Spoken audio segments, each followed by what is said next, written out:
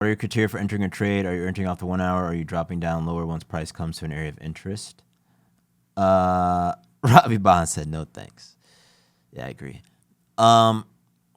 So yeah, my entry criteria, I'll write it down. It's a good question for anybody who hasn't been here, is I look for a high volume signal candle at the edge of the VP to enter. Okay. Generally speaking. So there's a few levels. So the edge of the VP or Friday high, Friday low, overnight high, overnight low. Okay. These are the criteria. What is a signal candle? A signal candle is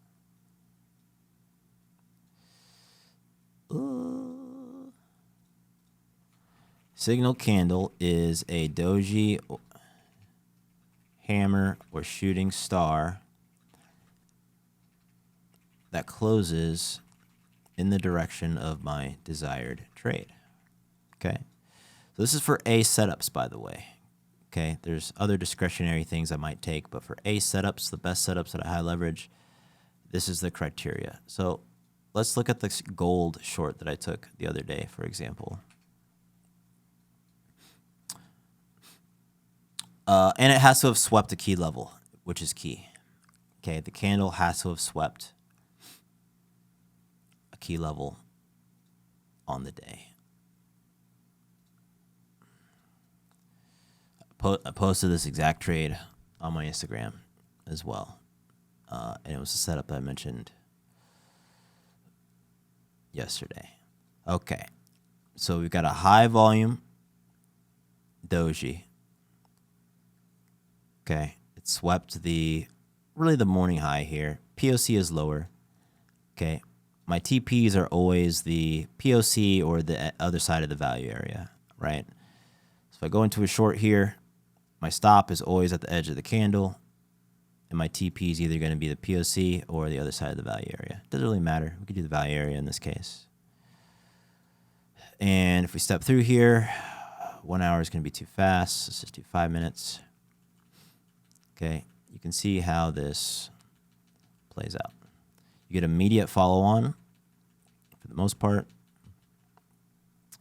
And you can see how it bounced off the POC, which is why in my original trade, I took the POC trade. But this did eventually come to the value area. Let's actually play it out a little bit more. This was that second trade, by the way. Okay, next 1 hour candle at 1400.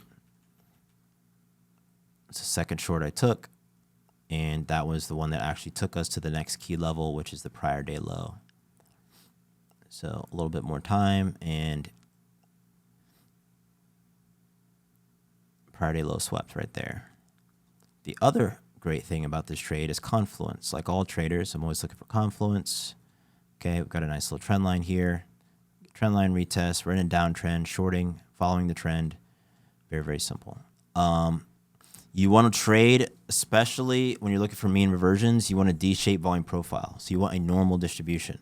For anybody who hasn't taken statistics, that's when they talk about the bell curve. Okay, so this is a normal distribution. Ugh, that's not a normal distribution. This is a normal distribution. Okay, so one standard, Jesus. Okay, this is a normal distribution. In here is one STD. Not talking about chlamydia. That's one standard deviation. Okay, and this is typically 68% of all volume. Okay, so one standard deviation, the value area is 68% of all the volume. Now, what I actually do use for my value area is I actually use 70%. Why? Because it tends to hit better. Okay, this, okay, is 15% of the volume, and this is the other 15%. In a normal distribution, this is normally distributed.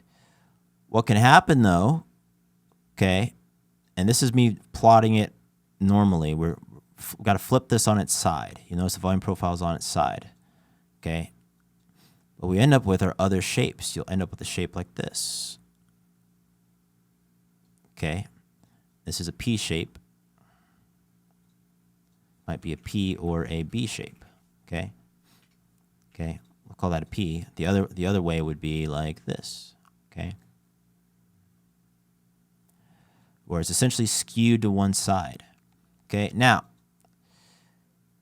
there's something interesting that we can look at if we zoom out, and we can look at the trend of the VPs. Okay, so let's just look at from this moment in time to this moment in time. We have a very skewed volume profile. POC is higher. Okay, we have more of a normal distribution. POC is lower. POC is lower. POC is lower. POC is lower. POC is stacked across these two sessions. So in addition to just looking at highs and lows, we can actually look at the trend of where the most volume is coming in per session. The point of control is where the most people's basis is in that session. Say it again. Most of the people transacted on this day at this price, the red line. Most of the people on this day transacted at this price. Most of the people on this day transacted at this price. And the trend of that is down. Okay? There's something else that you'll notice with reversals. You'll see kind of like P-shaped reversals and things like that. So there's a lot of stuff or like things that you'll notice if you look that I don't have time to like go into all the time on stream. But if you just look with your eyeballs, you'll start to notice these things, which is why journaling is really, really important. But yeah, when you're taking mean reversion trades, the key here is that you want a D shape. Okay. The best mean reversion trades occur when we have a D-shaped VP and a signal far outside of our distribution, okay? So when the market moves very far away from the point of control and we have a very strong node and we see low volume, right? We don't see volume accumulating while we're far away, the market is going to mean revert. It's going to revert to the volume, okay? It will. And that is how I trade in a nutshell. Go buy my course, though.